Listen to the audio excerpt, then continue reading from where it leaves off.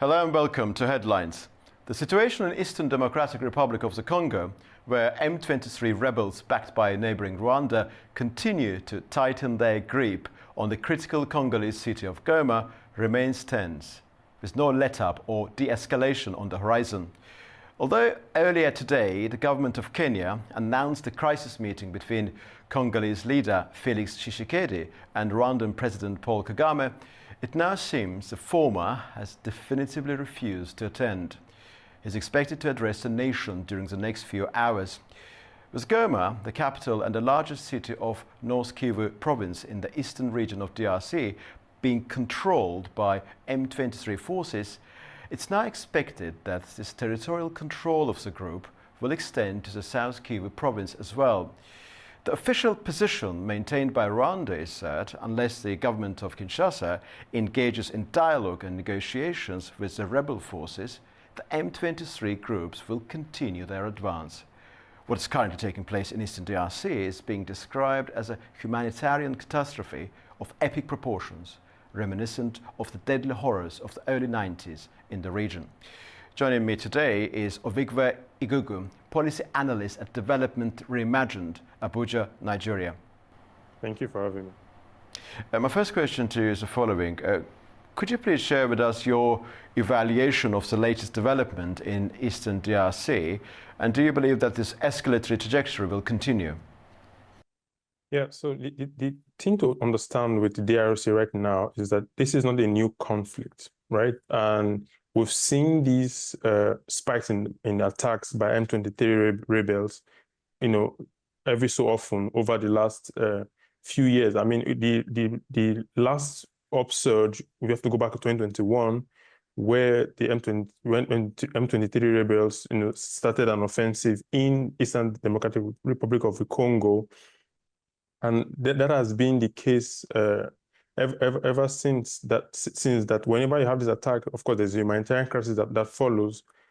But the thing to note is that countries in the region have been trying their political and, to some extent, military might to try to resolve the conflict. So in 2024, there was a ceasefire that was brokered by Angola.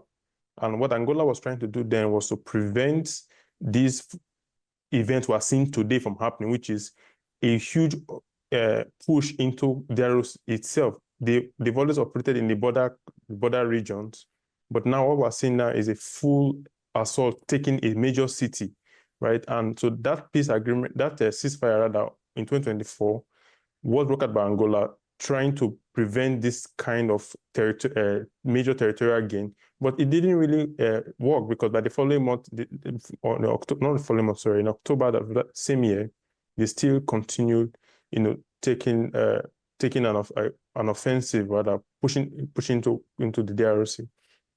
But as it is now, the situation is still escalating.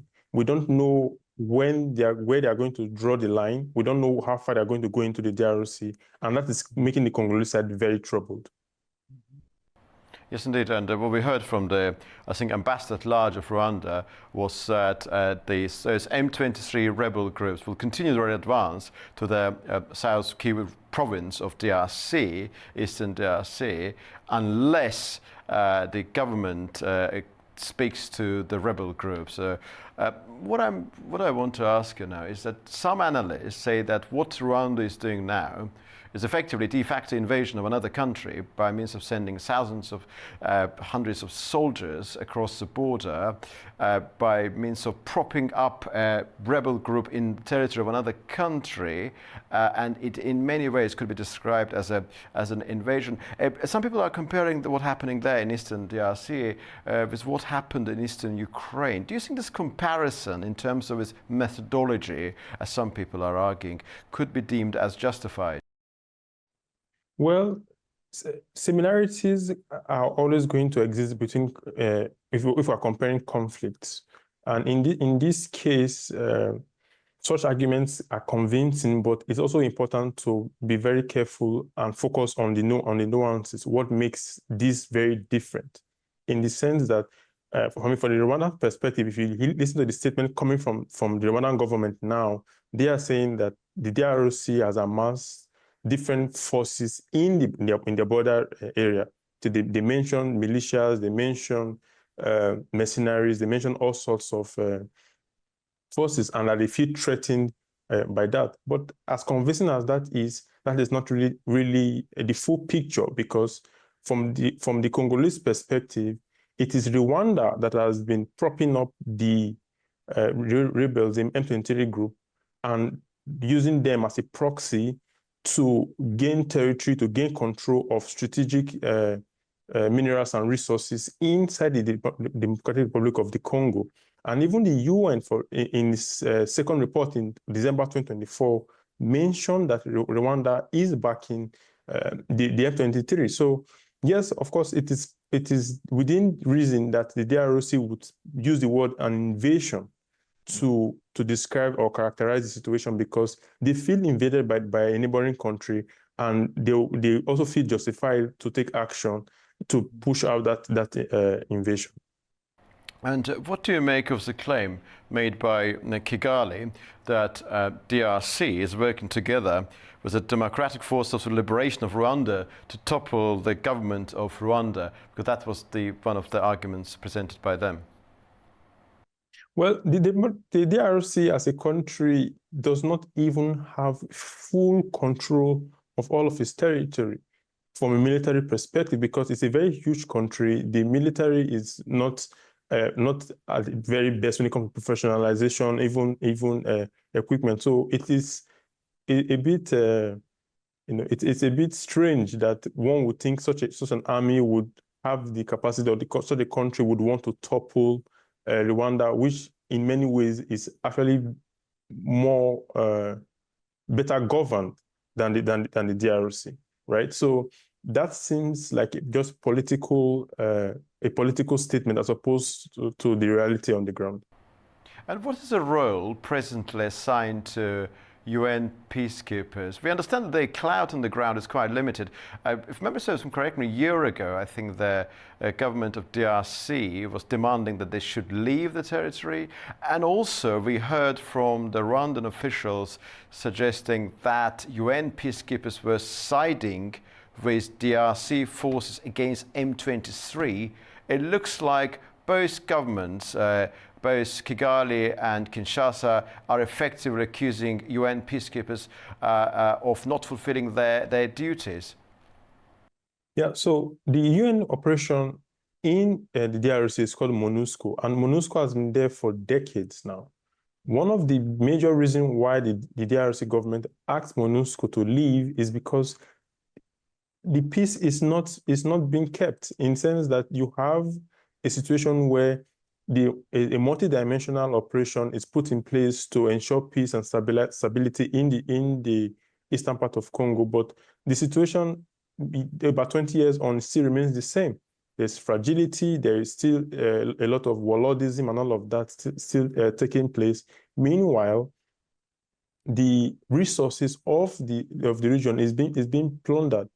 Now, this even comes at a cost to the United Nations, because they keep losing troops there. Even the regional body, SADC, which DRC is part of, has sent troops. I'm sure you may have heard from the reports that South Africa has lost soldiers also.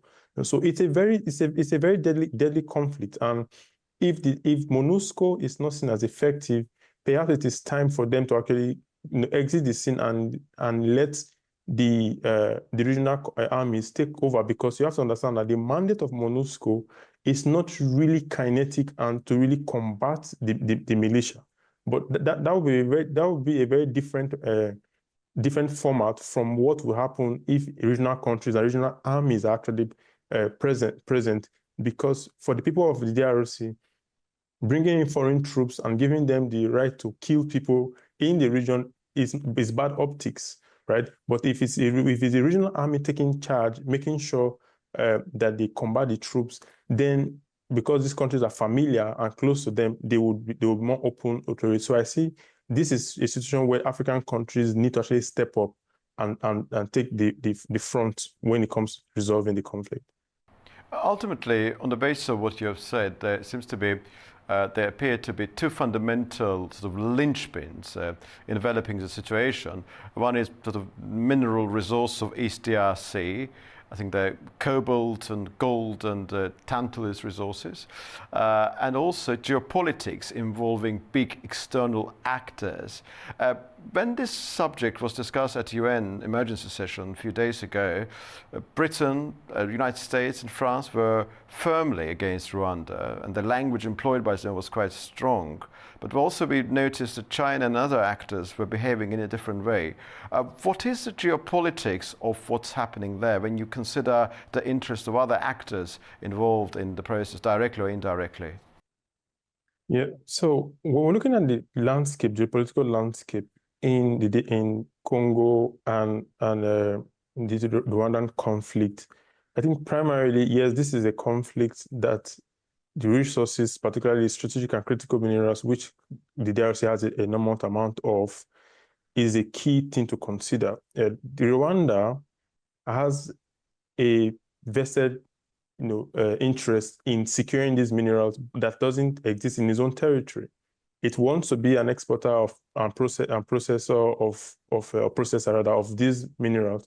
But if it wants to do that, it has to work with the government of the DRC to work out an agreement on how to explore and exploit these minerals.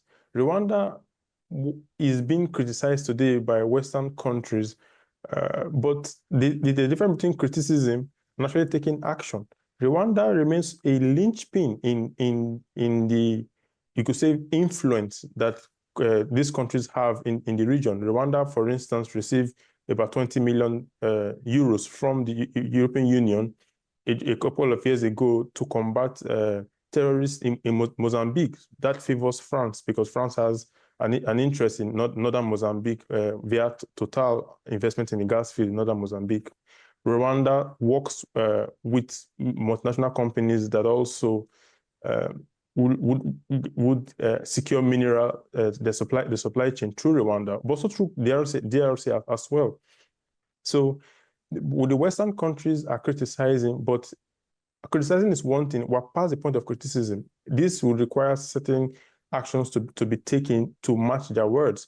But at the same time, this is not a conflict for any power to see itself as it wants to solve. This is a conflict that countries in the region have to take responsibility, to solve. That's why we're seeing effort from Kenyan president, for instance, trying to put itself into the conflict as a mediator, or at least facilitate a dialogue process so that we can come up with a way to de-escalate this conflict.